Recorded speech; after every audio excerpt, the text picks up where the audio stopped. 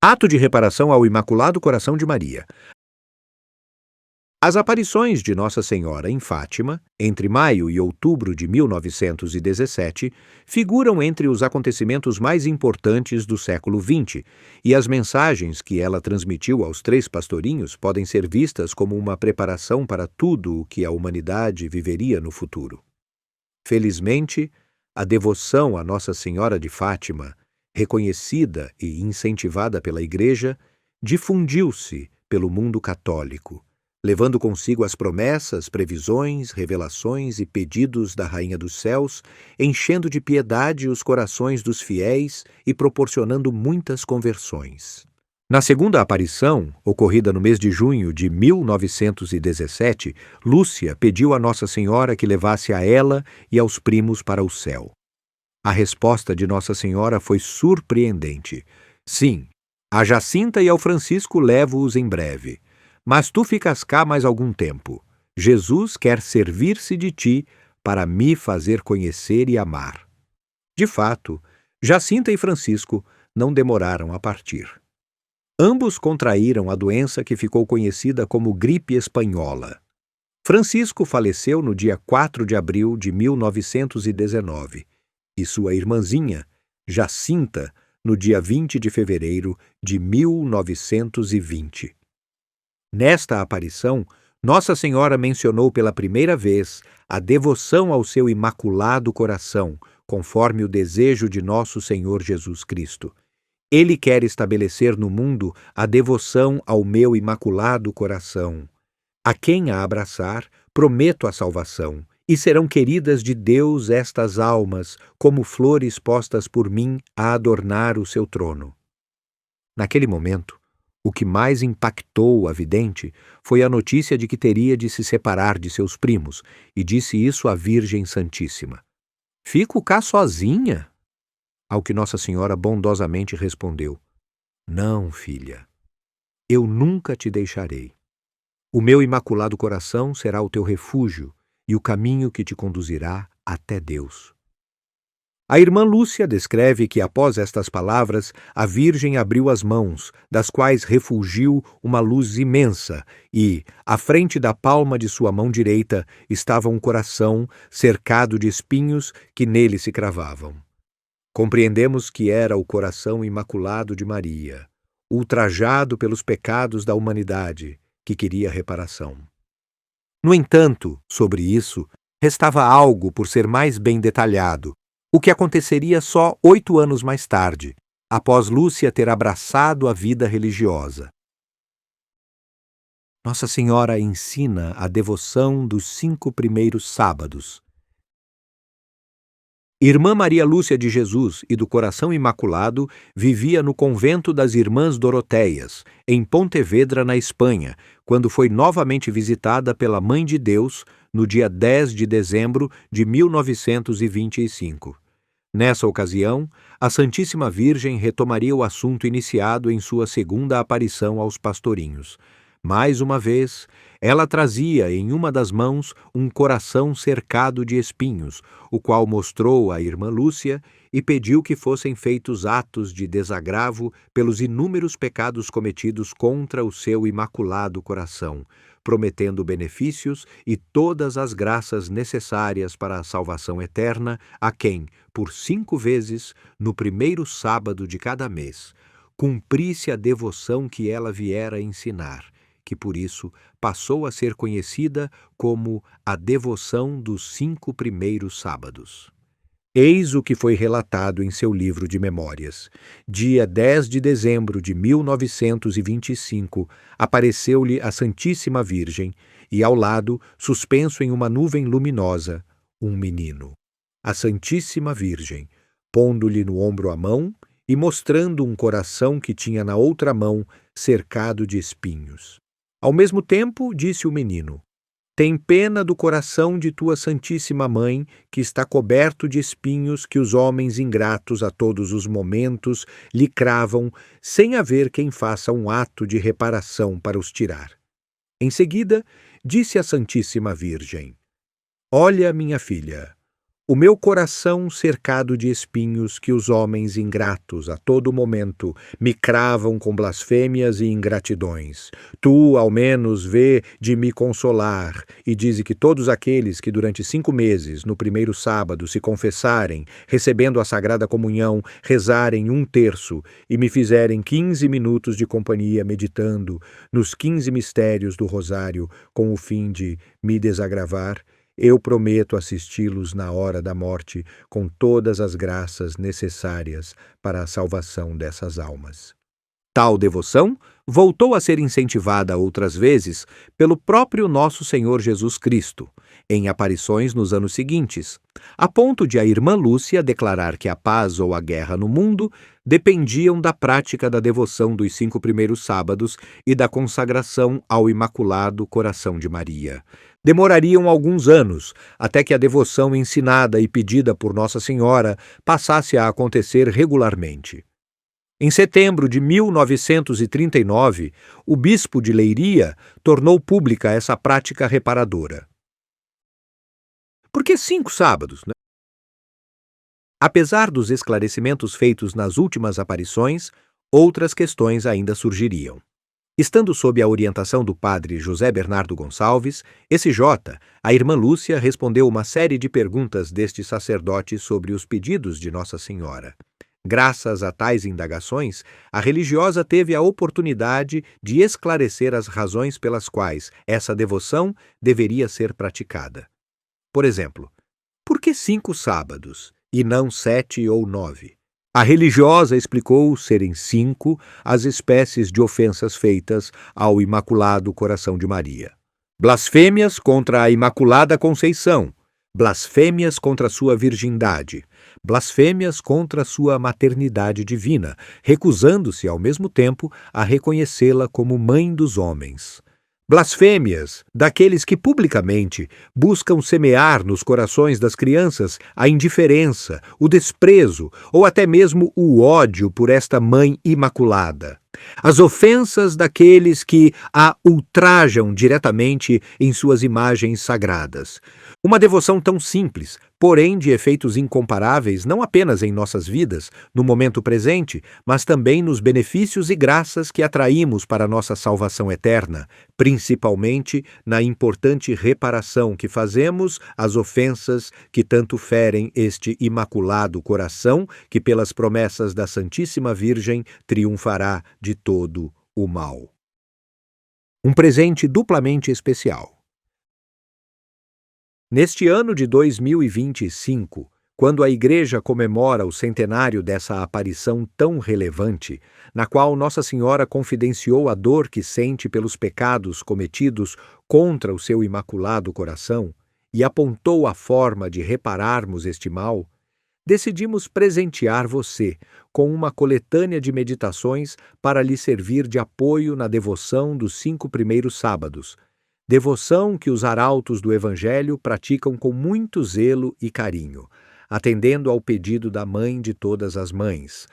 Este presente se torna duplamente especial pelo fato de que as meditações constantes, nos 4 volumes que você receberá a partir deste mês, foram baseadas naquelas feitas por Monsenhor João Scognamiglio Cladias, fundador dos Arautos do Evangelho, em suas pregações nos primeiros sábados. E ao lhe entregarmos o primeiro volume das meditações, lembramos o que é necessário para cumprir essa devoção. Primeiro, confessar-se, de preferência no primeiro sábado ou na 8ª, com a intenção de desagravar o Imaculado Coração de Maria. Segundo, a comunhão reparadora. Terceiro, a recitação do terço. Quarto, meditação durante 15 minutos sobre um ou todos os mistérios do Rosário. As primeiras meditações, objeto deste e-book, se referem aos mistérios gozosos. Além de usá-las para a prática da devoção dos 5 primeiros sábados, você pode utilizá-las para enriquecer a recitação do Rosário no seu dia a dia. Que Nossa Senhora de Fátima cubra de bênçãos a você e a sua família. Para rezar bem o Rosário, Para expressar a melhor maneira de rezar o rosário, tomemos como exemplo a oração rezada antes do ofício divino. Abri, Senhor, os meus lábios para bendizer o vosso santo nome. Purificai o meu coração de todos os pensamentos vãos, desordenados e estranhos. Iluminai o meu entendimento e inflamai minha vontade, para que eu possa rezar digna, atenta e devotamente este ofício, e mereça ser atendido na presença da vossa divina majestade. Esta oração ensina-nos resumidamente, mas de um modo perfeito, a atitude que devemos ter também ao rezar o rosário: digna, atenta e devotamente. O reverendíssimo Frei Roio Marim, dominicano e renomado teólogo, ex-professor da Universidade de Salamanca, explica cada um destes 3 termos, que veremos a seguir. Dignamente. Esta primeira condição exige, pelo menos, que a recitação do rosário se faça de modo decoroso, como corresponde à majestade de Deus, a quem, principalmente, a nossa oração é dirigida.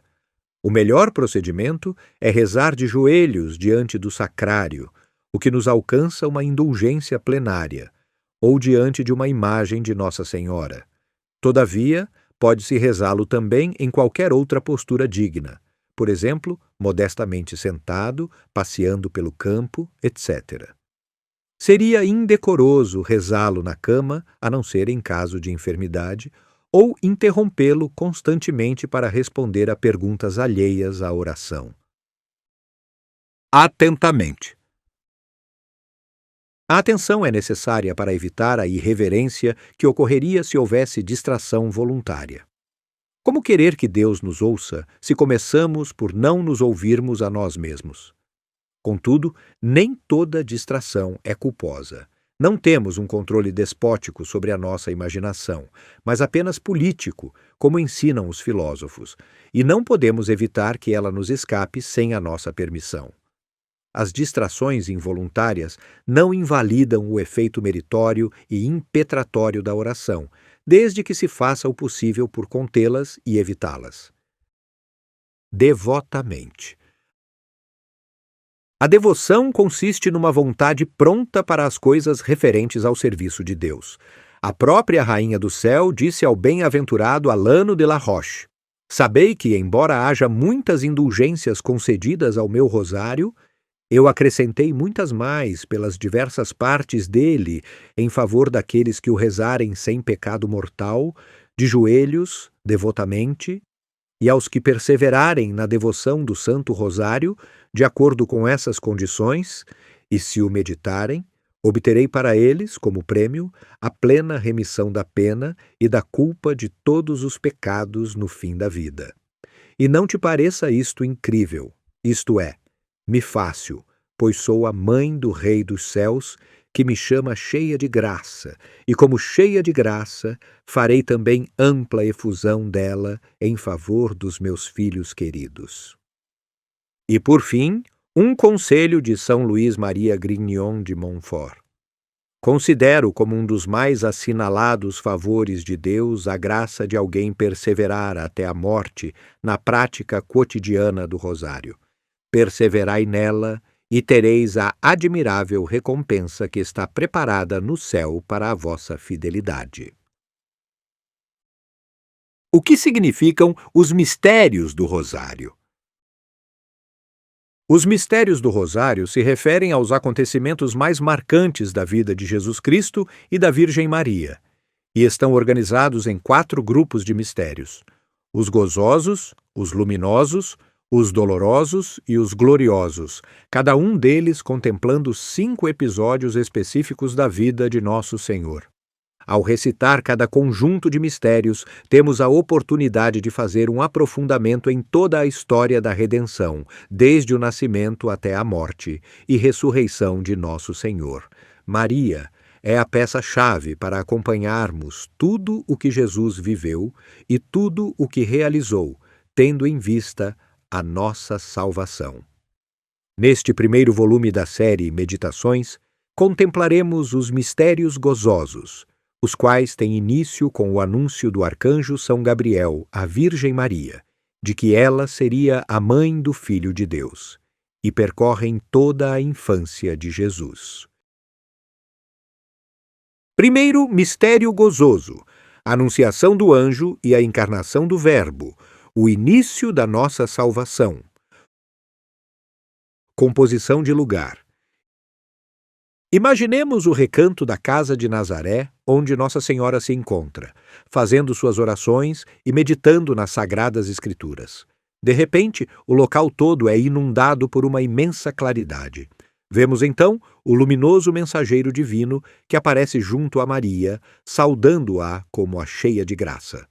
A fisionomia da Santíssima Virgem igualmente se reveste de luz sobrenatural, e ela compreende que está sendo convidada a ser a mãe do Salvador. Maria se inclina e a ouvimos pronunciar seu sim, consentindo na encarnação do Verbo eterno. Oração preparatória.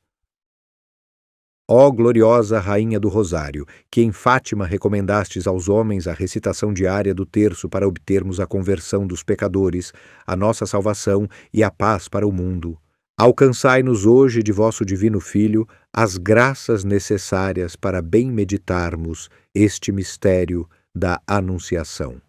Infundi em nossas almas as boas disposições e os bons propósitos que nos tornem partícipes dos méritos infinitos que o Verbo encarnado trouxe ao mundo ao se fazer homem em vosso seio imaculado. Amém. 1. O sim que deu início à nossa salvação. A anunciação a Maria inaugura a plenitude dos tempos, isto é, o cumprimento das promessas divinas para a redenção do gênero humano.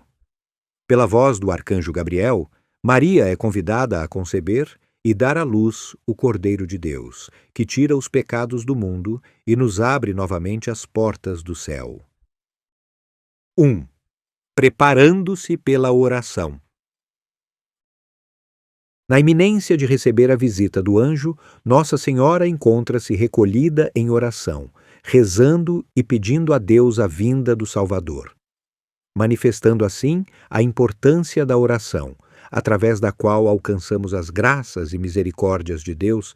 Nossa Senhora suplicava pela regeneração e libertação da humanidade, presa fácil do demônio desde o pecado original. Também pela oração, ela se preparava para o momento entre todos esperado em que o Messias prometido se faria presente no mundo. Sua profunda humildade não a fazia imaginar-se a mãe do Salvador, mas logo o enviado de Deus lhe apareceria, anunciando o grande convite para a maternidade divina. 2. A cheia de graça. Nossa Senhora é a Virgem cheia de graça. Nela resplandecem todas as virtudes e todos os dons com que Deus pode enriquecer uma criatura humana. Imaculada desde o primeiro instante de sua concepção, Maria nunca teve nenhuma mancha de pecado. Sempre foi toda pura e era inteiramente preparada pelo Pai Eterno para ser o templo do Espírito Santo e se tornar a mãe de Jesus. Ao convite do anjo, perturbou-se, porque não sabia como ser mãe e permanecer virgem ao mesmo tempo. Porém, São Gabriel a tranquilizou, afirmando que para Deus nada é impossível.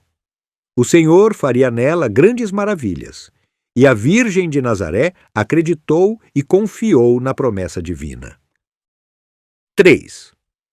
Faça-se em mim segundo a vossa palavra. Cheia de graça e cheia desta confiança na promessa de Deus, Nossa Senhora deu o seu sim ao convite que o céu lhe enviava. Faça-se em mim segundo a vossa vontade, respondeu ela, submetendo-se à vontade do Pai. E a partir deste momento, entre todos bendito, o Verbo eterno encarnou-se no seio imaculado da Mãe, assumindo nossa natureza humana, dando início à sua missão de redentor da humanidade. Neste instante também, Maria torna-se a nossa corredentora, colaborando de modo único e direto em toda a obra regeneradora que seu Filho realizará. E então devemos nos perguntar: Temos agradecido o bastante a Nossa Senhora este dom inestimável da encarnação do Verbo, consentida por ela com seu sim salvador? Sabemos manifestar a ela essa gratidão por meio de nossa devoção e amor incondicionais? Temos imitado seus exemplos de humildade e de obediência à vontade divina, tão luminosos e excelentes que foram capazes de atrair do céu o Cordeiro de Deus? Como está minha vida de piedade e de oração? Como me comporto face à vontade de Deus nos diversos momentos de minha existência? Segundo, mistério que nos faz novamente filhos de Deus. Como ensinam todos os doutores e santos da Igreja, a encarnação não teve por único objetivo o de reparar a ofensa feita a Deus por nossos pecados, de curar a humanidade de suas feridas e de libertá-la da escravidão ao demônio.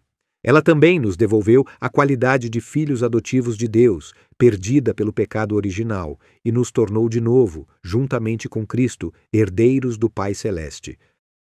Primeiro, verdadeiro Deus e verdadeiro homem. Antes de tudo, sublinham os autores eclesiásticos que o Filho de Deus, segunda pessoa da Santíssima Trindade, engendrado desde a eternidade no seio do Pai e igual a ele em tudo, aceitou de se humilhar e de se reduzir à condição de homem, para se constituir vítima por nossas culpas e satisfazer a justiça divina em nosso nome. Assim determinado, o Verbo eterno tomou um corpo e uma alma como a nossa, nas entranhas de Maria, e uniu de um modo tão maravilhoso e tão verdadeiro nossa miserável natureza à sua, que ambas subsistem unidas e distintas numa única pessoa que nós adoramos com o nome de Jesus Cristo, verdadeiro Deus e verdadeiro homem. 2. Irmãos do primogênito do Pai.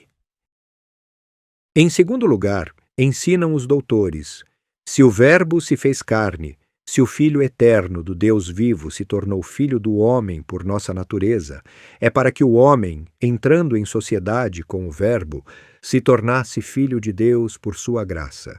E esta verdade é o próprio Deus que, por seus apóstolos, a transmitiu aos homens. Quando veio a plenitude dos tempos, Deus enviou seu Filho, que nasceu de uma mulher e nasceu submetido a uma lei, a fim de remir os que estavam sob a lei, para que recebêssemos a sua adoção.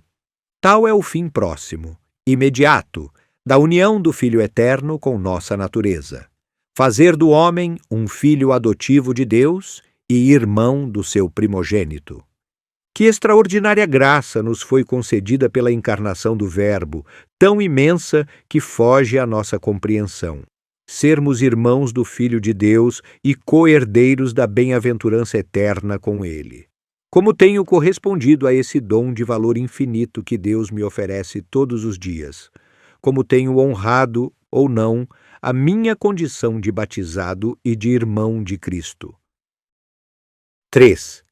Mistério de grandeza e de abatimento. Considerando o mistério da anunciação e encarnação do Verbo, os santos e doutores se perguntam maravilhados: como podemos estimar de maneira suficiente um benefício tão inestimável? 1. Reerguidos da mais profunda decadência.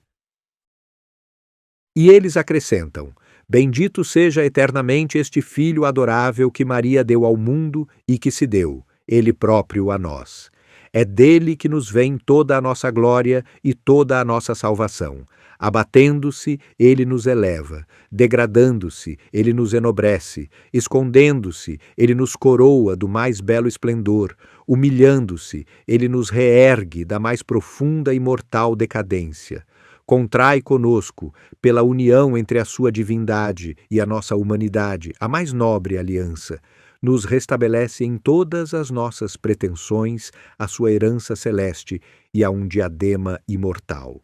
Ó mistério de grandeza e de abatimento, de salvação e de dores, ó bondade de Deus que o realizou! Somente Ele paga o preço desse mistério, cujas humilhações e sofrimentos reservou para si. Porém, todo o fruto deste holocausto, Ele o destina para nós. 2. Elevados até as estrelas. Santo Ambrósio, considerando o sublime mistério da encarnação, traçou este paralelo entre a humilhação do Verbo e a exaltação do homem. O Filho de Deus se fez pequeno, foi menino, para que tu possas ser varão perfeito. Ele foi envolto em faixas, para que tu possas ser desligado dos laços da morte. Ele foi reclinado num presépio, para que tu possas ser colocado nos altares. Ele foi posto na terra, para que tu possas estar com as estrelas. Ele não teve lugar na estalagem, para que tu tenhas muitas mansões no céu. Ele, sendo rico, se fez pobre por teu amor, a fim de que tu fosses ricos pela sua pobreza. 3. Maior humilhação e maior dignidade.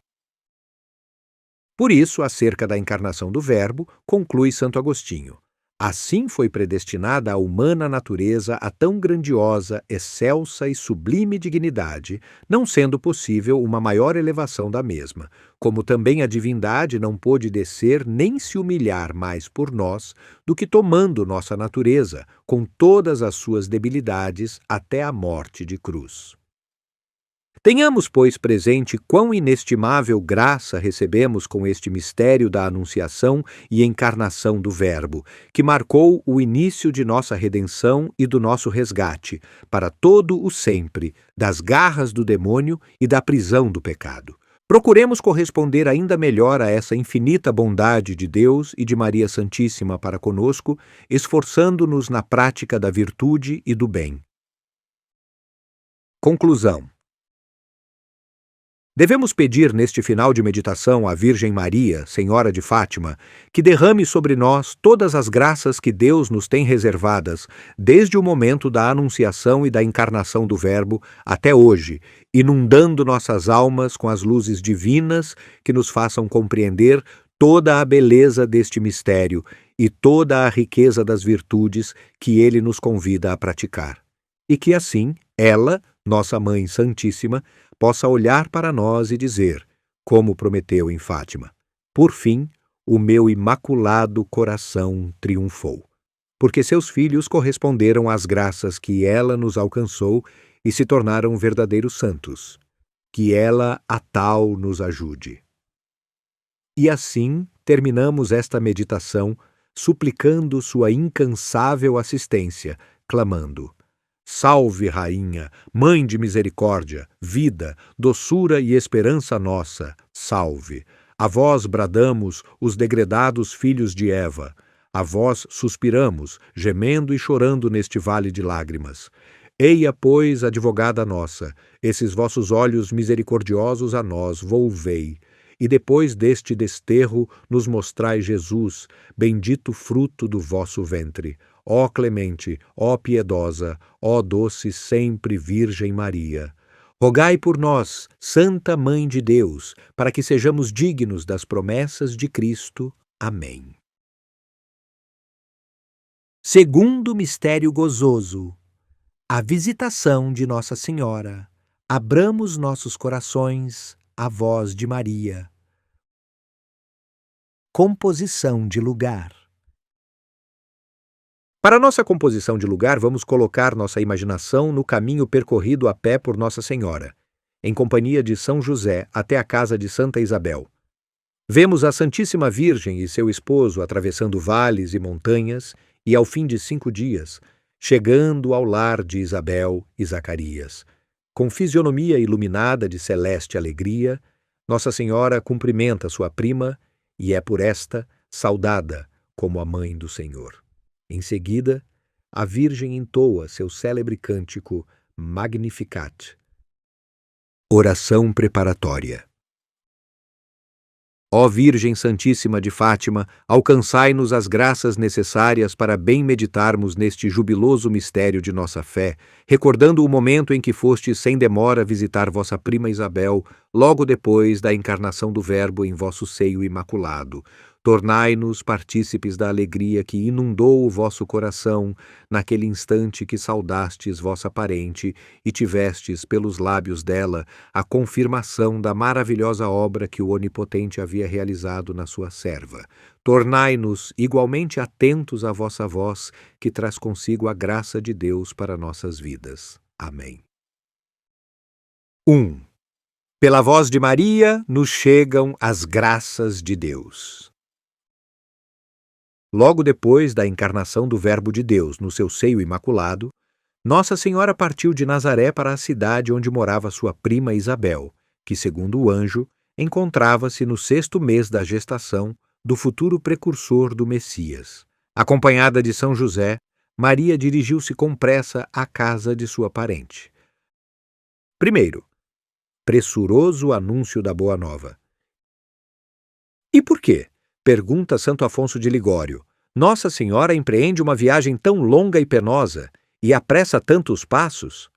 Porque responde, vai cumprir o seu ofício de caridade, vai levar consolo e alegria a uma família, vai levar o primeiro anúncio do advento do bendito fruto de seu ventre, Jesus. Ela partiu logo, pois numa alma que deseja fazer o bem e crescer na virtude, não existem delongas, preguiça nem desvios. É preciso observar que o fato de Maria estar apressada não significa estar perturbada por qualquer agitação, já que ela ia, sem dúvida, com todo o equilíbrio e calma interior. A pressa vinha do anseio de comunicar as maravilhas que levava em si, e ainda que tivesse toda a disponibilidade para auxiliar também nas necessidades práticas, essa não era a razão mais importante. A consideração pela prima dava-lhe a certeza de não haver ninguém melhor para ser sua interlocutora, uma vez que Isabel estava, de certo modo, envolvida nos mistérios da redenção. E por amor ao divino Filho que engendrava, lançou-se logo pelos caminhos, como comenta Santo Ambrósio. Pressurosa por causa da felicidade, dirigiu-se à montanha. Estando cheia de Deus, poderia não elevar-se até as alturas? Os cálculos lentos são alheios à graça do Espírito Santo. 2. A santificação de São João Batista. Além disso, houve um motivo mais significativo que determinou a viagem, relacionado com a pessoa e a missão de São João Batista. Por revelação do anjo, sem dúvida, a Virgem Santíssima sabia que o filho que Santa Isabel estava para dar à luz era o precursor e, por esta razão, tinha certeza de que ele estava associado, de maneira particular, ao plano da salvação. Por tal motivo, correu com o intuito de santificar o quanto antes o futuro Batista, pois a ideia de que este varão pudesse nascer tisnado pelo pecado contundia seus anseios. Nossa Senhora foi apressadamente, então, para transmitir com exclusividade a Boa Nova a Santa Isabel e a São João Batista. E foi sem temer as dificuldades e as fadigas da viagem, pois conduzia a graça de Deus, e a graça é um dom tão grande que devemos estar dispostos a todos os sacrifícios para levá-lo àqueles a quem está destinado. 3. A voz de Maria traz consigo a graça santificante. Com sua voz, Nossa Senhora foi a portadora da graça divina para a família de Isabel. Podemos imaginar a unção e o poder da voz da Mãe de Deus em função de seus frutos. Aquela voz tem força e penetração e é extraordinariamente eficaz. Ao dizer Isabel, o menino saltou de alegria no ventre materno e naquele momento foi santificado, como se tivesse sido batizado. No mesmo instante, ao som da voz de Maria, Santa Isabel foi arrebatada pelo Espírito Santo, exclamando: Que honra me é dada ao ser visitada pela mãe do meu Senhor. Bendita és tu entre as mulheres e bendito o fruto do teu ventre. Conhecer o efeito da voz da Santíssima Virgem constitui um magnífico ensinamento para nós. Ela ainda não fora coroada rainha dos céus e da terra e, entretanto, já atuava como intercessora. O menino João exulta de alegria ao receber a graça divina já antes de nascer. Isabel foi cheia do Espírito Santo, e pouco depois, Zacarias, o pai de João, é consolado pela restituição da fala. É, pois, pura verdade, ó minha rainha e mãe, que por vosso intermédio são dispensadas as graças divinas e santificadas as almas, exclama Santo Afonso de Ligório. Com o mesmo santo, devemos pedir a Nossa Senhora que nos visite e nos faça ouvir sempre o som de sua voz em nossos corações. Examinemos nossa vida espiritual e, se nesta encontrarmos mazelas, afetos desordenados, faltas e pecados cometidos, peçamos à tesoureira de todas as graças que nos cure com o poder de sua intercessão a nosso favor junto a Deus. Segundo, as grandes alegrias da humildade. Uma das maiores alegrias do Evangelho é a que transbordou do coração de Maria quando visitou a sua prima, Santa Isabel. Não cabendo no seu peito, ela extravasou-a no cântico de gratidão, humildade e louvor que conhecemos como o Magnificat. 1. Porque olhou para a humildade de sua serva. Para Maria, a encarnação do Verbo foi o momento supremo da sua vida. Tudo a levava a se extasiar, deslumbrada com a predileção de Deus para com ela e o admirável futuro que se lhe abria. No entanto, ao saber da gravidez de Isabel, esqueceu-se de si e foi com pressa às montanhas da Judéia, a cidade onde a prima morava. Sentia a necessidade de lhe dar assistência até o nascimento do filho. E foi ali, na casa de Isabel, que Maria cantou a sua felicidade com o Magnificat, e ela explica porque estava repleta de alegria. A minha alma engrandece o Senhor, e o meu espírito exulta de alegria em Deus, meu Salvador, porque olhou para a sua humilde serva. A humildade de Maria. Ela considera-se uma pequena criatura que não merece que Deus a distinga especialmente. Por isso, ficou perturbada quando ouviu a saudação de Gabriel e a escolha que Deus fizera dela, chamando-a a se tornar a mãe de seu filho. Olhou para a sua humilde serva. Maria tem a surpresa de quem se sabe muito pequena diante de Deus e sabe que não poderia jamais igualar-se a Deus, como o diabo sugeriu aos nossos primeiros pais. Sereis como deuses, e como continua a sugerir-nos a nós. Em Maria há uma realização viva do que diz o livro dos Salmos. Excelso é o Senhor e olha para o humilde. Uma alma humilde, como a de Maria, que ama e adora a Deus de coração puro, atrai sobre si o olhar e as bênçãos do Senhor, que a levam a fazer e a viver coisas grandes. Deus, pelo contrário, se afastaria do coração orgulhoso e o deixaria abandonado aos seus delírios estéreis. Deus, diz São Pedro, citando o livro dos Provérbios, resiste aos soberbos, mas dá a sua graça aos humildes. O mesmo pensamento foi inspirado pelo Espírito Santo a Maria no Magnificat. Deus desconcertou o coração dos orgulhosos e exaltou os humildes.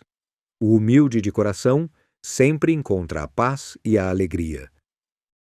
2. Deus realiza maravilhas na alma humilde. Realizou em mim maravilhas aquele que é poderoso e cujo nome é santo, exclama ainda Nossa Senhora no seu Magnificat.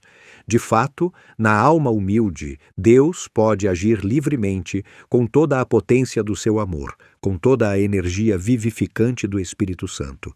Isso é o que aconteceu com Maria, que foi bendita entre todas as mulheres, mãe de Deus, cheia de graça e virtudes, corredentora com Cristo, mãe de todos nós. E ela nos lembra com seu cântico que o Senhor escolhe os que são humildes como instrumentos para realizar coisas grandes neste mundo. A pessoa humilde recebe de Deus graças que a tornam capaz de vencer dificuldades antes invencíveis, de ter paciência, mansidão e espírito de sacrifício que julgaria impossíveis de alcançar. A pessoa humilde, com a graça divina, enfrenta corajosamente todos os obstáculos e conquista maravilhosas vitórias espirituais. Todos os grandes santos, a exemplo de Maria, foram humildes. Os realizadores de inacreditáveis iniciativas cristãs foram humildes. Os melhores mestres, formadores de homens e mulheres filhos de Deus, foram humildes. Os bons pais, os que não se limitam a dar comida, saúde e estudo, mas ajudam os filhos a serem pessoas de grandes valores e virtudes cristãs, são pacientes e humildes. Os apóstolos eficazes, os que caminham e avançam rumo a Deus junto com muitas outras almas, são humildes. Os que por Cristo vivem dedicados com desprendimento total de si mesmos ao próximo, são humildes. E nós? Quanta graça de Deus não fica tolhida em nossa vida pela nossa soberba e pelo nosso egoísmo. Temos procurado imitar Nossa Senhora em sua humildade, para, assim como ela e os grandes santos, deixar que Deus realize maravilhas por nosso intermédio em favor do próximo? 3. Terá sido ouvida a voz de Maria em Fátima? Ao visitar sua prima Isabel, Nossa Senhora fez ecoar sua voz portadora da graça divina no lar de sua parente, e, sendo ouvida, transformou a vida de todos ali presentes. Séculos depois, a mesma voz de Maria ecoou em Fátima, trazendo-nos uma mensagem divina de misericórdia e de paz. Nossa Senhora pedia aos homens que emendassem de vida, passassem a rezar o terço todos os dias, fizessem a comunhão reparadora dos primeiros sábados e tivessem devoção ao seu Imaculado Coração para alcançar de Deus a salvação dos pecadores e obter a paz no mundo. Terá sido, então, ouvida a voz de Maria Santíssima? 1. Faltou aos homens um ato de humildade. A porta da misericórdia é precisamente Nossa Senhora, chamada a porta do céu, donde se compreender que ela tenha dito: cessem de pecar e recorram a mim, que obtenho de Deus o perdão para as penas que seus pecados acarretam. Nada mais razoável. Contudo, a humanidade recebeu a mensagem de Fátima com orgulho, quando ela exigia um ato de humildade, ou seja, que os homens reconhecessem: nós pecamos, andamos mal. Exigia a emenda, o abandono da impiedade e da imoralidade na qual iam em relação a essa mensagem. Os resultados vemos por toda parte. 2. Uma crise moral que apenas se agravou. As culpas, os pecados cessaram. A expiação foi feita? Pelo contrário, a observação dos fatos nos mostram que a crise moral no Ocidente, de 1917 para cá, não fez senão acentuar-se rapidamente. Por outro lado, não se percebe haver na humanidade um movimento amplo, firme e eficaz no sentido de se pleitear a solução do que mais ofendeu a Mãe de Deus, isto é, a reforma da moralidade, tanto no âmbito particular dos indivíduos e de suas famílias, quanto no âmbito público de cada povo. Cabe a nós, neste momento, fazermos um exame de consciência e nos perguntarmos: temos os ouvidos suficientemente abertos para a voz de Maria em Fátima? Temos procurado atender aos pedidos que a Mãe de Deus nos fez através dos 3 pastorinhos? Cuidamos de nos emendar naquilo que porventura lhe causamos desgosto? Procuramos preservar a santidade e a harmonia cristã em nossa família e a fomentar a virtude nos ambientes que frequentamos? Conclusão. Ao término desta meditação, voltemos nossos corações para a Mãe Santíssima de Fátima, apresentando a ela nosso propósito de doravante prestar mais ouvidos à sua misericordiosa voz e de nos deixar tocar pela graça divina que ela traz consigo. Que o timbre divino dessa voz nos envolva a todos, ajudando-nos em nossa santificação pessoal, na de nossa família e daqueles que nos são próximos. Assim, em nós e em torno de nós, há de se realizar a grande promessa de Maria em Fátima. Por fim, o meu Imaculado Coração triunfará. E nessa intenção rezemos: salve, Rainha, Mãe de Misericórdia, vida, doçura e esperança nossa, salve. A vós bradamos os degredados filhos de Eva. A vós suspiramos, gemendo e chorando neste vale de lágrimas. Eia, pois, advogada nossa, esses vossos olhos misericordiosos a nós volvei, e depois deste desterro nos mostrai Jesus, bendito fruto do vosso ventre. Ó clemente, ó piedosa, ó doce sempre Virgem Maria. Rogai por nós, Santa Mãe de Deus, para que sejamos dignos das promessas de Cristo. Amém. Terceiro, mistério gozoso. Nascimento de nosso Senhor Jesus Cristo, chamados para a luz da fé e da graça divina. Composição de lugar. Para nossa composição de lugar, imaginemos o rústico interior de uma gruta ou uma humilde sala, sem muitos adornos, onde está Maria Santíssima, tendo ao colo a divina criança. Vemos então aproximarem-se 3 nobres personagens, cheios de respeito e admiração, trajados ricamente à moda oriental dos antigos tempos, com suas longas túnicas, mantos e turbantes. Trazem eles belas urnas em suas mãos, contendo os presentes que irão depositar aos pés do menino. Oração preparatória. Ó Virgem Santíssima de Fátima, Mãe de Cristo, desejamos vos entregar nesta meditação nossos pensamentos e propósitos, para que sirvam junto com o ouro, incenso e mirra dos Reis Magos, de louvor a vós e de adoração ao vosso divino menino Jesus. Rogamos que nos obtenha graças superabundantes, para podermos compreender todo o significado da Epifania do Senhor. Assim seja. 1. Público reconhecimento da divindade de Cristo. A Epifania, ou seja, a manifestação do Verbo encarnado, está vinculada à adoração que lhe prestaram os reis do Oriente. Nesta cena está concernido um público reconhecimento da divindade do menino Jesus unida à sua humanidade. 1. Convidados para a fé e a graça divina. Como nos ensina Santo Afonso de Ligório, o Filho de Deus nasceu pobre e humilde numa gruta. Os anjos do céu o reconheceram e exultaram de alegria, cantando: Glória a Deus no mais alto dos céus. Mas na terra, os homens, por cuja salvação Jesus veio ao mundo, o abandonaram. Apenas alguns pastores o reconheceram por seu Salvador.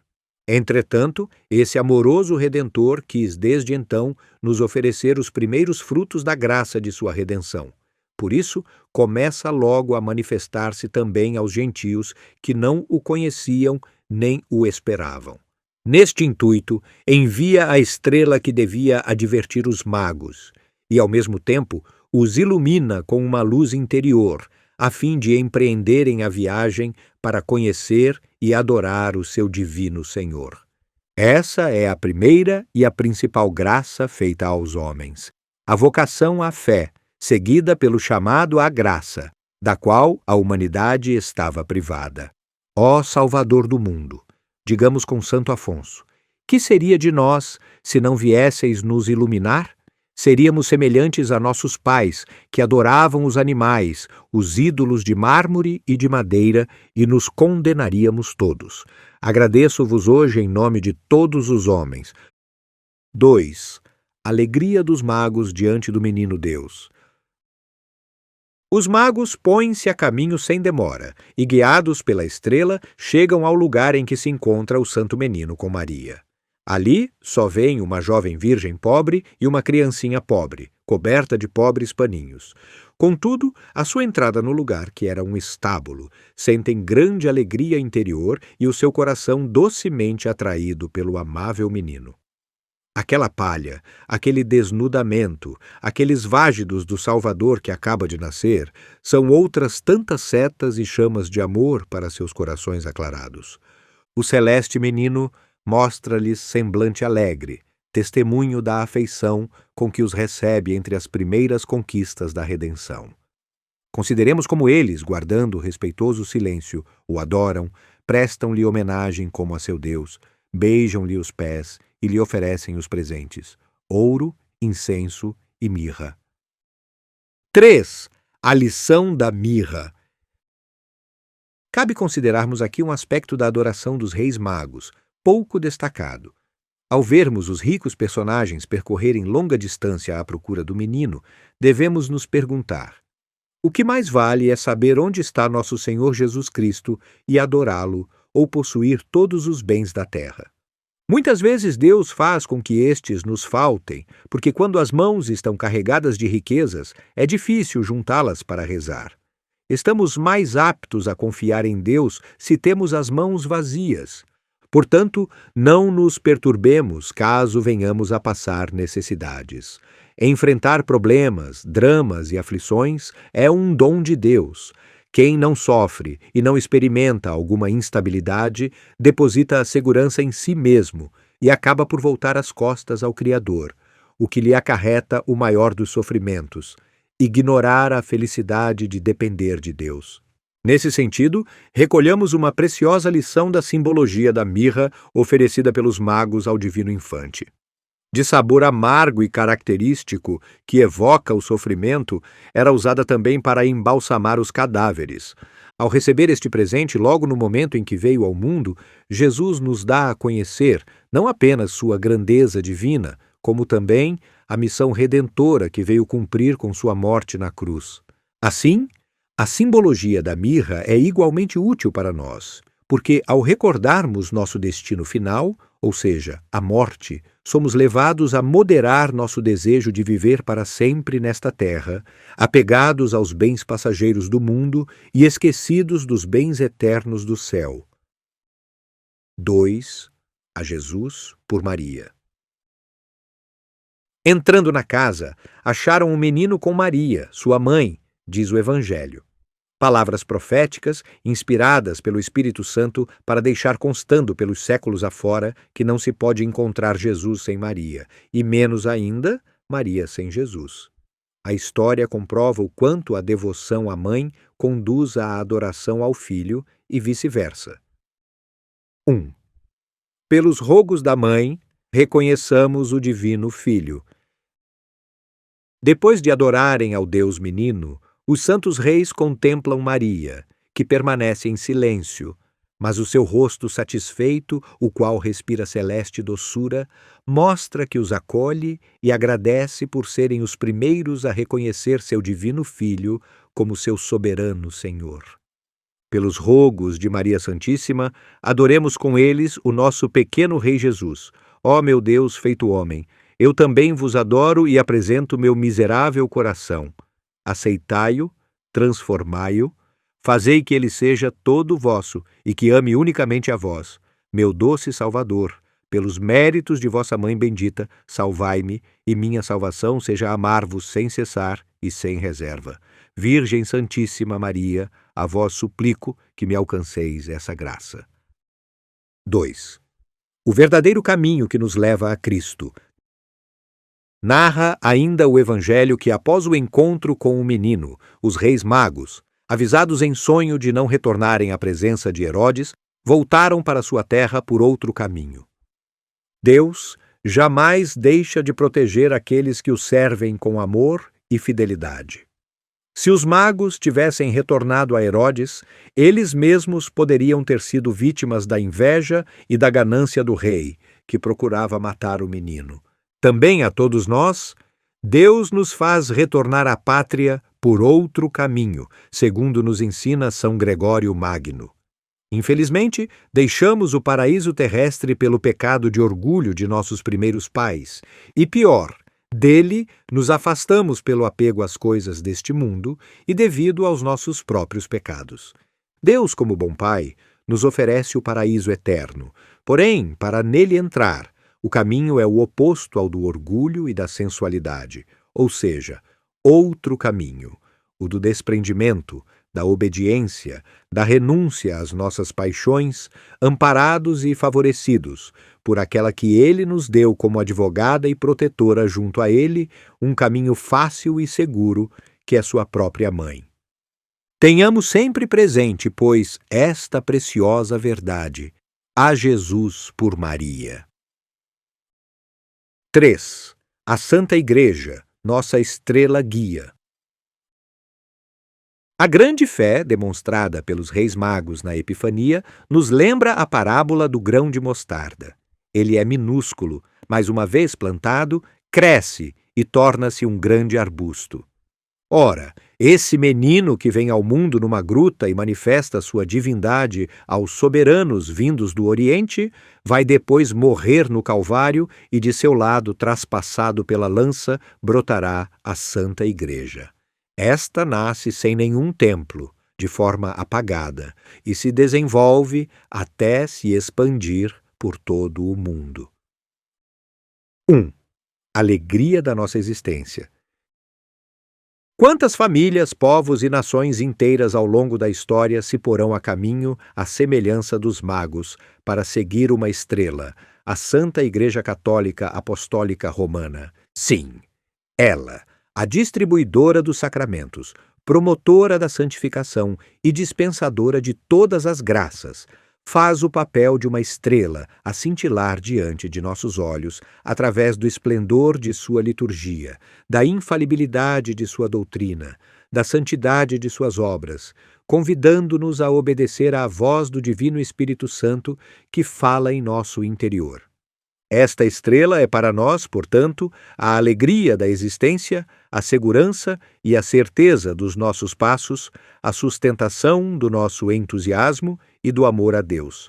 Sobretudo, esta estrela é a garantia de uma eternidade feliz. Quem a ela se abraçar terá conquistado a salvação. Quem se separar dela seguirá por outros caminhos e não chegará a Belém eterna, onde está aquele menino, agora sim, glorioso e refulgente pelos séculos dos séculos.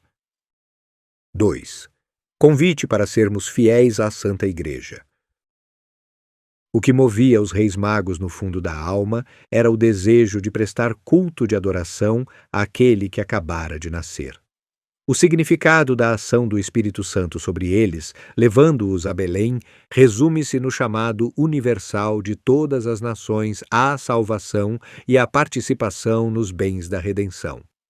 Se aos reis magos Deus os chamou por meio da estrela, a nós ele nos chama através de sua igreja, com sua pregação, doutrina, governo e liturgia.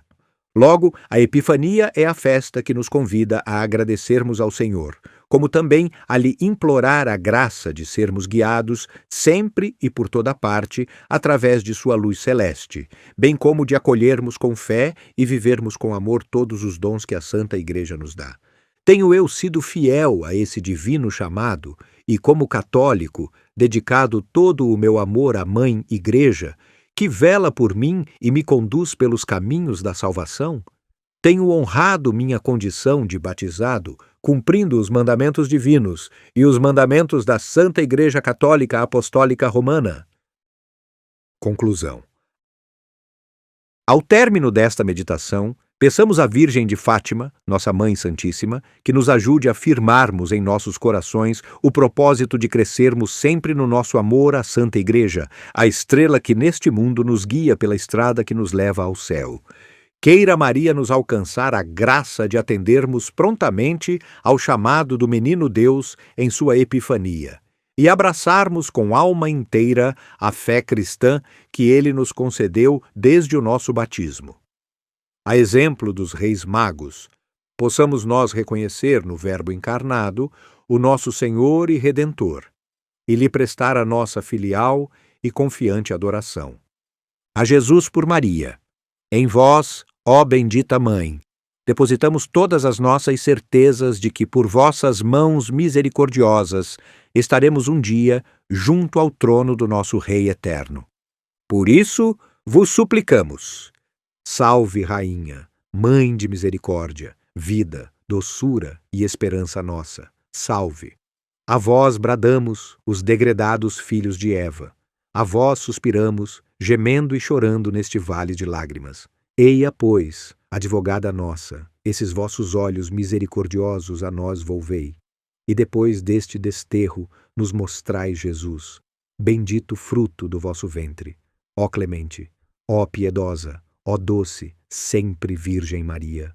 Rogai por nós, Santa Mãe de Deus, para que sejamos dignos das promessas de Cristo. Amém. Quarto mistério gozoso: apresentação do menino Jesus no templo e a purificação de Maria Luz e Santidade, que devem resplandecer em nós. Composição de lugar. Para nossa composição de lugar, imaginemos o amplo pátio interno do Templo de Jerusalém, iluminado por um raio de sol esplendoroso que incide sobre um jovem casal que ali adentra. A mãe leva ao colo o filho recém-nascido, e o pai uma cesta com um par de pombinhas. Nossa Senhora e São José conduzem o menino Jesus para ser oferecido ao Senhor. Pouco depois, o divino menino é recebido pelo velho Simeão, que o toma comovido em seus braços para apresentá-lo a Deus. Oração preparatória. Ó Virgem Santíssima de Fátima, que ao aparecer aos 3 pastorinhos vos manifestastes como a Senhora do Rosário, recomendando aos homens a recitação diária do terço, vos suplicamos que nos alcanceis a graça de sempre correspondermos a este apelo e de nunca deixarmos de rezar nosso terço diariamente. Pedimos ainda que nos ilumineis durante esta meditação para dela colhermos todos os frutos para a nossa santificação, pelos méritos do oferecimento de vosso divino Filho no Templo de Jerusalém. Assim seja. 1. Salvação preparada para todos os povos. Tendo chegado o tempo em que Maria Santíssima, segundo a lei, devia ir ao templo para sua purificação e para apresentar seu filho Jesus ao Pai Divino, se põe logo a caminho em companhia de São José. Este toma as 2 rolas para a oferta, e Maria toma seu querido filho para o oferecer a Deus, prelúdio do grande sacrifício que esse filho devia realizar um dia sobre a cruz. 1. Vítima expiatória pelos pecados de todos os homens. Desde o instante em que foi concebido no ventre virginal de Maria, o Verbo encarnado tinha conhecimento de que sua missão neste mundo era se oferecer ao Pai Eterno como vítima, para a reparação de todos os pecados da humanidade. Assim, tendo chegado o dia de sua apresentação no Templo de Jerusalém, o divino menino ardia de desejo de entregar-se ao Pai como a vítima expiatória pelas nossas faltas e infidelidades. No momento em que ele penetrava no templo com Nossa Senhora e São José, o coração sagrado dele batia com mais intensidade, pois estava prestes a dar início oficialmente à sua missão redentora. 2. Mãe e filho unidos num mesmo oferecimento. Contemplemos como Nossa Senhora entra no templo e faz em nome de todo o gênero humano a oferenda de seu filho. Eis aqui, ó Eterno Pai, o vosso amado unigênito que é vosso e também meu filho. Eu o ofereço para vítima da vossa divina justiça, a fim de vos reconciliar com os pecadores. Aceitai-o, ó Deus de misericórdia, e apiedai-vos das nossas misérias. Pelo amor deste Cordeiro imaculado, recebei os homens na vossa graça. A oferta de Maria uniu-se também à do próprio Jesus. Eis-me aqui, ó meu Pai. Consagro-vos toda a minha vida. Vós me enviastes ao mundo para redimi-lo com o meu sangue. Eis aqui o meu sangue e todo o meu ser. Ofereço-me todo inteiro a vós pela salvação do mundo. 3. O sacrifício mais agradável a Deus. Afirma Santo Afonso de Ligório que nunca sacrifício algum foi tão agradável a Deus como o que então lhe fez seu querido filho, desde menino já vítima e sacerdote. Se todos os homens e todos os anjos tivessem sacrificado a vida, a sua oferta certamente não seria tão grata a Deus como o foi a de Jesus Cristo, pois naquele único oferecimento o Pai Eterno recebeu uma glória infinita e uma infinita satisfação. Ora, adverte-nos Santo Afonso, se Jesus Cristo ofereceu sua própria vida ao Pai por amor a nós e em reparação de nossas faltas, é de justiça que nós lhe ofereçamos também a nossa vida e todo o nosso ser. É o que temos feito? Se não, aproveitemos este momento para entregarmos igualmente a Ele, pelas mãos de Maria, nossas dores e sofrimentos, Nossa existência cotidiana, com suas vicissitudes e suas alegrias, e, especialmente, nosso propósito de praticar a virtude e buscar a santidade, à qual somos todos chamados. Segundo, luz que ilumina todo homem que vem ao mundo. Dos braços de Nossa Senhora, o menino Jesus passa para os braços de Simeão. Era este um ancião venerável que ansiou durante a sua vida por este encontro, embora imaginasse que iria apenas ver o Messias e não tocá-lo com suas próprias mãos. No momento em que ele o recebeu, o Espírito Santo lhe revelou no fundo da alma quem eram aqueles santos personagens em sua presença. 1. Cântico do velho Simeão. Tomando o menino nos braços, Simeão o ofereceu ao pai, elevando ao céu as suas célebres palavras conhecidas como o Cântico do velho Simeão. Agora, Senhor, deixai o vosso servo ir em paz, segundo a vossa palavra.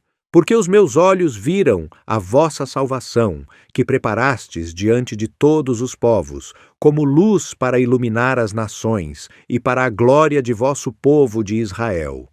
Cena magnífica e comovedora, assistida por todos os que estavam ali e ouviram o que disse Simeão e perceberam que se tratava de algo extraordinário. 2. Corramos ao encontro da verdadeira luz. Como exclamou o santo Simeão, Cristo é a luz que ilumina as nações. A luz, afirma um santo padre da Igreja, que veio ao mundo e, dispersando as trevas que o envolviam, encheu-o de esplendor. Visitou-nos do alto o sol nascente e derramou a sua luz sobre os que se encontravam nas trevas. Este é um dos grandes significados do mistério que hoje meditamos. E, conforme nos aconselha o mesmo santo, assim como a Virgem Mãe de Deus levou ao colo esta luz e a comunicou àqueles que jaziam nas trevas, assim também nós, iluminados pelo seu fulgor, devemos correr pressurosos ao encontro daquele que é a verdadeira luz. 3. Sejamos reflexos da luz de Cristo para os outros. Cristo é a luz que ilumina todo homem que vem a este mundo. Todos nós, portanto, devemos nos deixar iluminar por Ele e permitir que brilhe em nós sua luz divina. Não nos esquivemos do esplendor de sua graça e não insistamos em continuar imersos na escuridão de nossas faltas e pecados passados. Façamos o propósito de renovar nossa vida espiritual, nos convertermos ao brilho fulgurante desta luz eterna. Unamo-nos à alegria do velho Simeão e entoemos com ele um hino de ação de graças ao Pai que nos enviou a luz verdadeira e nos fez participantes do seu esplendor, e que o brilho dela, refletido em nós, contagia a todos ao nosso redor. 3. Resplandecem as virtudes de Maria. Cumpre considerarmos também que o mistério que ora meditamos, além de marcar o início oficial da missão redentora de nosso Senhor Jesus Cristo, é uma das mais belas passagens da vida da Santíssima Virgem, pois nela resplandece de um modo admirável a heroicidade das suas virtudes, as quais devemos imitar para alcançarmos nossa própria santidade. Primeiro, pureza. Concebida sem pecado, imaculada e sem sombra de mancha, desde o primeiro instante de seu ser, Nossa Senhora nunca tisnou, com a mais pequena imperfeição, sua formosura virginal. Portanto, não estava sujeita à lei da purificação. Entretanto, aqui aparece Maria, cumprindo o preceito e indo ao templo para purificar-se. Que exemplo para nós! A Mãe de Deus ama tanto a pureza de corpo e de coração que parece ainda não estar purificada o suficiente e deseja sê-lo cada vez mais. E eu amarei tanto assim a santa pureza? Com a mesma disposição que animou a bendita Virgem, procuro frequentar o sacramento da confissão e os outros meios que a Igreja oferece para me purificar e me santificar? Posso afirmar que Maria está contente com a pureza e a limpidez de minha alma? Peçamos a ela que nos ajude a sermos puros como ela e nos dê um intenso amor a essa excelsa virtude. 2. obediência. Maria não estava obrigada à lei da purificação, e ela bem o sabia. Toda a concepção do Verbo encarnado e o parto milagroso tinham sido obra do Espírito Santo. Ela tinha sido saudada como a bendita entre todas as mulheres, e de si mesma tinha dito que todas as gerações a chamariam bem-aventurada pelas maravilhas que nela operaria o Todo-Poderoso. Apesar dessa grandeza, Nossa Senhora não se considera excetuada da lei. Não quis privilégios quando se tratou de obedecer aos preceitos divinos. E, obediente, como se nela não houvesse nada de extraordinário, submete-se alegremente, como qualquer outra mulher, à lei comum. Passados os 40 dias do nascimento de Jesus, com toda a presteza, ela se pôs a caminho de Jerusalém para ser com seu filho modelo de obediência. Outro admirável exemplo que devemos imitar. Meditemos e consideremos a diferença entre este modo de obedecer e o nosso. Quantas vezes, sem razão, nos julgamos dispensados de cumprir algum preceito, mesmo quando a obediência não nos exige nem humilhações nem sacrifícios, como foram exigidos de Maria naquela ocasião. Que Maria nos alcance a graça de sermos obedientes à lei de Deus como ela o foi. 3. Humildade. Extraordinária em tudo, Nossa Senhora também devia ser extraordinária na sua humildade, virgem puríssima antes, durante e depois do parto, imaculada e sem mancha alguma de pecado. Ela se dirige ao templo como uma mulher manchada que necessita de purificação. Dir-se-ia que, por amor à humildade, Maria se despoja de tudo, até do conceito e glória exterior da sua virgindade perpétua, e humilha-se até o ponto de não aparecer como mãe de Deus, nem como virgem. Que sublime é esta virtude em Maria! Que obediência mais humilhante para ela, e contudo, com que alegria obedece e com que satisfação se humilha. Eis outro magnífico exemplo a ser por nós imitado. A humildade de Maria é proporcional à sua grandeza.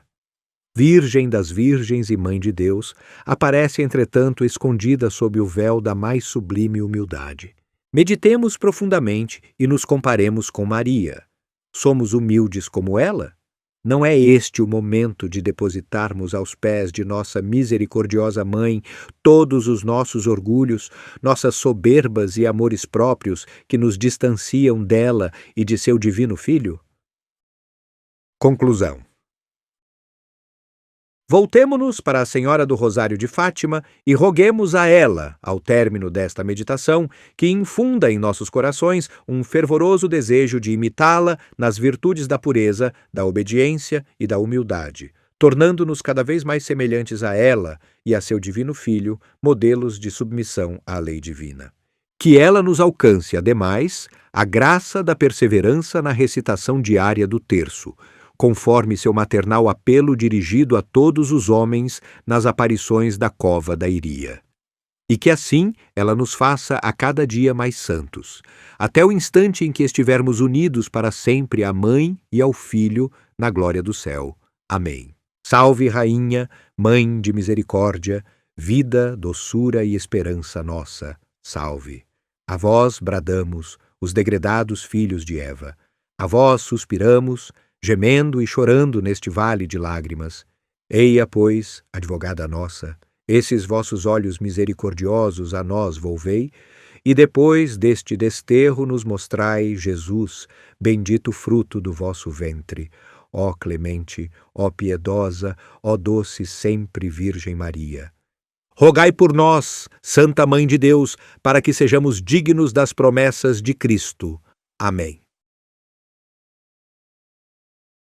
Quinto mistério gozoso: perda e encontro do menino Jesus no templo. Encontremos Jesus por meio de Maria.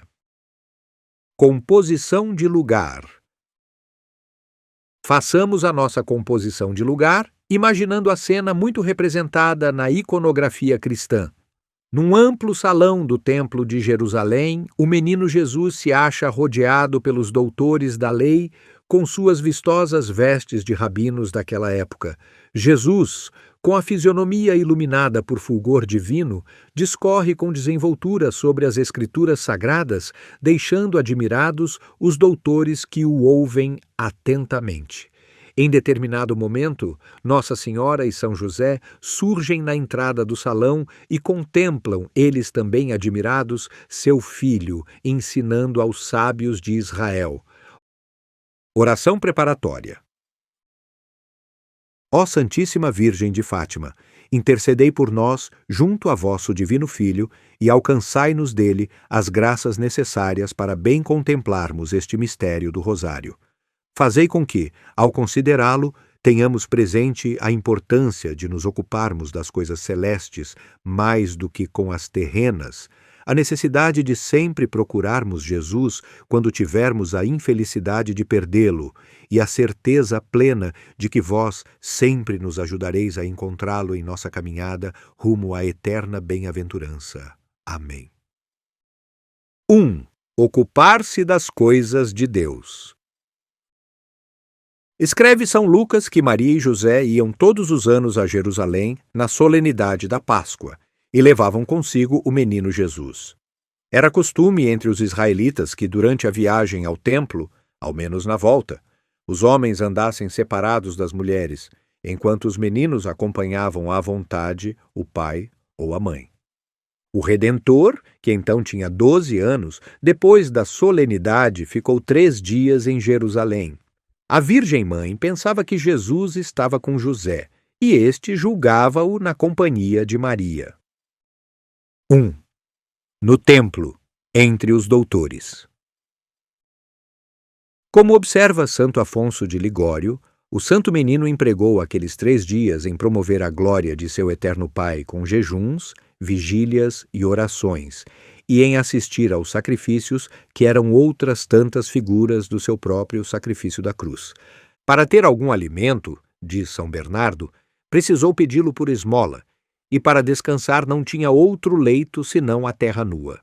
Quando Maria e José não o encontraram na caravana, com suma aflição se puseram a procurá-lo. Voltando depois a Jerusalém, acharam-no finalmente ao 3º dia, no templo, entre os doutores, que se admiravam com as perguntas e respostas daquele menino extraordinário. 2. Ocupado com as coisas do Pai. Nesta terra, não há pena que se possa comparar àquela que uma alma, desejosa de amar a Jesus, experimenta quando teme que por qualquer culpa se tenha afastado dele. Foi esta a dor exatamente de Maria e José naqueles dias, pois a sua humildade fazia-lhes crer que se tornaram indignos de ter sob sua guarda um tão grande tesouro. É por isso que Maria, encontrando o filho, a fim de lhe exprimir a sua dor, disse: Filho, por que fizeste assim conosco? Sabe que teu pai e eu te andamos buscando cheios de aflição.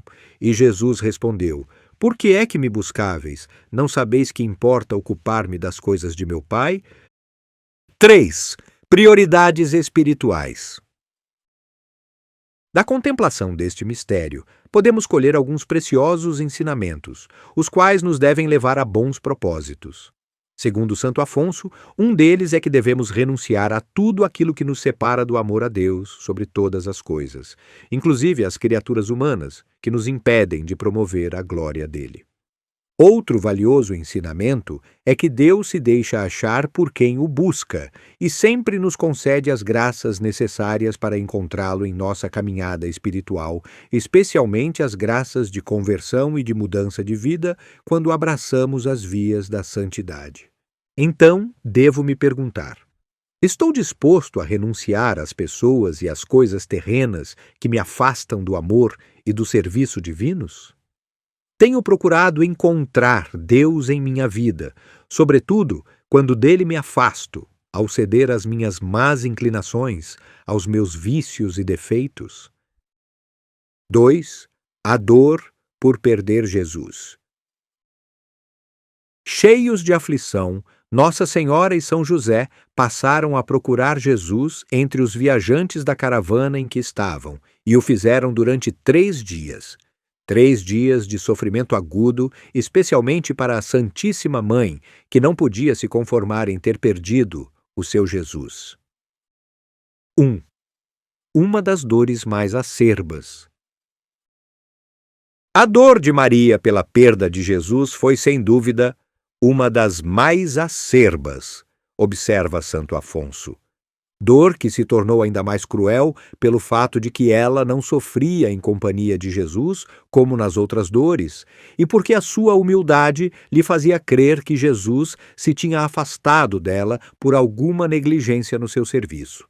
Por esta razão, aqueles 3 dias lhe foram excessivamente longos e se lhe afiguraram séculos, cheios de amargura e de lágrimas. Numa palavra, pelo amor que esta Santa Mãe tinha a seu filho, padeceu mais nesta perda de Jesus que qualquer outro mártir no tormento que o privou da vida. 2. Dor que consola as almas aflitas. Para os santos autores, esta dor de Maria deve servir de conforto àquelas almas que estão desoladas e não sentem alegria na presença de seu Senhor, como antes sentiam. Chorem, sim, mas chorem com paz. Como chorou Maria, a ausência de seu filho. Se o Senhor se ausenta dos olhos da alma que o ama, nem por isso se ausenta do coração. Esconde-se muitas vezes para ser por ela buscado com mais desejo e amor. Mas quem quer achar Jesus, é preciso que o busque, não entre as delícias e os prazeres do mundo, mas entre as cruzes e mortificações, como o buscou Maria. Teu pai e eu estávamos angustiados à tua procura. 3. Fonte de confiança, sobretudo para os pecadores. Além disso, neste mundo, não devemos buscar outro bem senão Jesus. Verdadeiramente infelizes e miseráveis são aquelas almas que perderam a Deus. Se, pois, Maria chorou a ausência do Filho, quanto mais deveriam chorar os pecadores que perderam a divina graça. Entretanto, a maior desgraça para essas pobres almas, diz Santo Agostinho, é que se perdem um boi, não deixam de procurá-lo. Se perdem uma ovelha, não poupam diligência para achá-la. Se perdem um jumento, não têm mais repouso. Mas se perdem o sumo bem, que é Deus, comem, bebem e ficam quietos. Por isso, se tivermos a infelicidade de perder Jesus por causa de um pecado, digamos cheios de confiança a Nossa Senhora: Maria, minha mãe amabilíssima, se por minha desgraça eu também perdi a Jesus pelos meus pecados, rogo-vos, pelos méritos das vossas dores, fazei que eu depressa o vá buscar e o ache, para nunca mais tornar a perdê-lo e com ele estar em toda a eternidade. 3. Encontrar Jesus por meio de Maria. Entre os ensinamentos que devemos colher deste mistério, outro há de suma importância. Devemos procurar Jesus sempre e o devemos fazer por meio de Nossa Senhora. Assim teremos a plena certeza de o encontrarmos. 1. O meio que nos possibilita de ir a Jesus. Como afirma São Luís Grignion de Montfort, a Virgem Santa é o meio de que Nosso Senhor se serviu para vir a nós, e é também o meio de que devemos nos servir para ir até Ele, pois ela não é como as outras criaturas que, se a elas nos prendêssemos, poderiam nos afastar de Deus ao invés de nos aproximar dele. Mas a mais forte inclinação de Maria é nos unir a Jesus Cristo, seu Filho, e a mais forte inclinação do Filho é que se vá a ele por sua Santa Mãe. Assim, o honramos e agradamos. 2. Caminho repleto de doçura e solicitude maternas. Sendo Nossa Senhora o meio seguro e a via reta e imaculada para ir a Jesus Cristo e o encontrar perfeitamente, é por ela que o devem achar as almas chamadas a trilhar as vias da santidade. Se tememos procurar diretamente Jesus Cristo, por causa de sua grandeza infinita, ou por causa de nossa baixeza, ou ainda devido aos nossos pecados, imploremos o auxílio e a intercessão de Maria, nossa Mãe. Ela é boa e terna, nada tem de austero ou de repulsivo. É tão caridosa que não repele nenhum dos que pedem sua intercessão, por mais pecador que seja. Pois, como dizem os santos, nunca se ouviu dizer, desde que o mundo é mundo, que alguém tenha recorrido à Virgem Santa com confiança e perseverança e tenha sido por ela desamparado. 3. Meio seguro, rápido e perfeito para achar Jesus. Recorrer à proteção de Nossa Senhora é o caminho mais curto para encontrar Jesus Cristo, se seja porque nele não há perigo de extravio, se seja porque nele se anda com mais alegria e facilidade, e, portanto, com mais prontidão. A Santíssima Virgem é um caminho perfeito para ir e se unir a Jesus Cristo, porque ela é a mais perfeita e a mais santa das puras criaturas, e Jesus Cristo, que veio perfeitamente a nós, não escolheu outro caminho em sua grande e admirável viagem. Nossa Senhora é também o meio seguro para ir a Jesus Cristo, porque o próprio da Virgem Santa é de nos conduzir seguramente a seu Filho, como o próprio dele é de nos conduzir seguramente ao Pai Eterno. Tudo isso é ensinamento do grande São Luís Grignion de Montfort, que ainda nos recomenda: estejamos persuadidos de que quanto mais presente tivermos Maria em nossas orações, contemplações, ações e sofrimentos, mais perfeitamente encontraremos Jesus Cristo, que está sempre com Maria, grande, poderoso e operante, mais do que no céu ou do que em qualquer criatura do universo. Entremos, pois, nesse celestial caminho que é Maria Santíssima, e andemos por ele dia e noite, até alcançarmos a plena união com Jesus na eterna bem-aventurança. Conclusão. Ao término desta meditação, voltemos nossos corações para Nossa Senhora e a ela elevemos nossas ardorosas súplicas para que interceda por nós junto a seu divino Filho. Alcançai-nos, ó Mãe, a graça de nunca o perdermos em nosso caminho de santificação, e caso tenhamos a infelicidade de dele nos separar, que sejamos humildes e apressados em procurá-lo novamente, através de vós, nosso meio seguro, rápido e perfeito, para o encontrarmos sempre. Amém.